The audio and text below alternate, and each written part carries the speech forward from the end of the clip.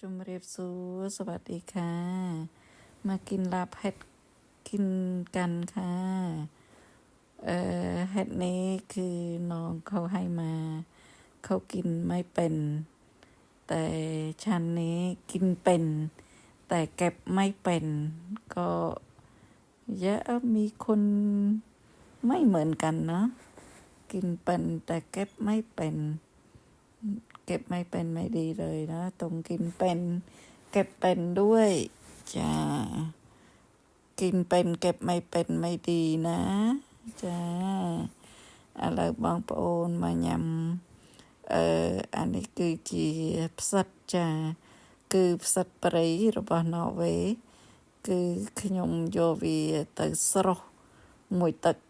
ចោលគឺដាំទឹកស្រុះហើយដាក់អំបិលចាឥឡូវហ្នឹងខ្ញុំហាន់ដែងលឹកក្រូចហាន់នឹងញាប់ឆ្មេតែម្ដងដើម្បីយកវាទៅធ្វើឡាបចាគឺឥឡូវហ្នឹងយើងហាន់ដែងហាន់អីហើយគឺបោះចូលក្នុងឆ្នាំងតែម្ដងបងប្អូនគឺដែងនេះគឺដែងនៅក្នុងទូបកកចាគឺខ្ញុំទិញវាចឹងទៅយកដាក់ទូបកកអង្ករលីងនេះគឺយើងលីងខ្លួនឯងអង្ករលីងនេះគឺខ្ញុំលីងអង្ករដំណើបកន្លះកំប៉ុងអង្ករខ្សាយកន្លះកំប៉ុងចាហើយចឹងយើងលាងទឹកវាឲ្យស្អាតទៅហើយយកទៅលីងតែម្ដងចាលីងហ្នឹងគឺខ្ញុំប្រញាប់ពេកអត់បានលីងឲ្យក្រហមទេព្រោះប្រញាប់ចេញទៅក្រៅហើយចឹងយើងក៏យកវាមកធ្វើឡាបតែម្ដងចាបងប្អូនកាលដែលធ្វើឡាបហ្នឹងគឺខ្ញុំដាក់មានសាច់ជ្រូកបន្តិចខ្ញុំក៏ដាក់ចូលនៅក្នុងនឹងទៅច្បល់ជាមួយនឹងគ្រឿងទៅហើយផ្សិតហ្នឹងគឺយើងរងាស់វាមកសន្ទុះទៅព្រោះខ្ញុំបានរងាស់ចោលមួយទឹកហើយចាអញ្ចឹងយើងក៏ច្បល់ផាត់ទៅផាត់មកក៏សេត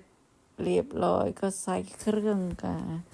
ណាំប៉ាឈូរ៉ុតខណក៏เผ็ดกินเผ็ดเยอะก็ใส่เผ็ดเยอะกินเผ็ดน้อยก็ใส่น้อยมะนาวเอามาผสมกันก็ที่ครัวนี้ครัวเองค่ะ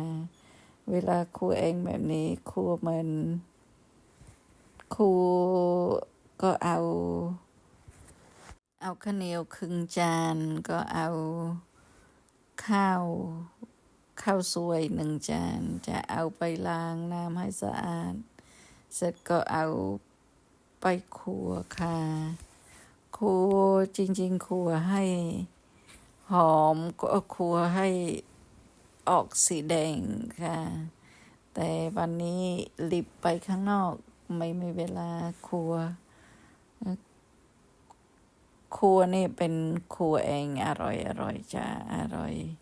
ทำอาหารอะไรคั่ว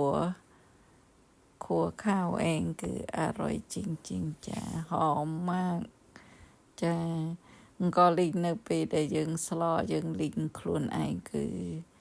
ឆ្ងាញ់ចាគឺនៅទីនេះគឺ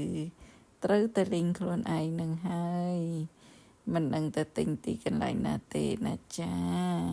ឥឡូវនឹងរួចរាល់ហើយគឺរួចរាល់មួយចានបឹបតែមួយដងចាហើយញ៉ាំម្ហូបនឹងគឺត្រូវការញ៉ាំបន្លែច្រើនណាស់ពួកឡាបពួកអីនេះគឺត្រូវការបន្លែច្រើនណាស់ភ្លាអីចឹងញ៉ាំអីហ្នឹងគឺបន្លែនេះមកកច្រែងតែម្ដងចាញ៉ាំបន្លែនឹងបាសជើងតែម្ដង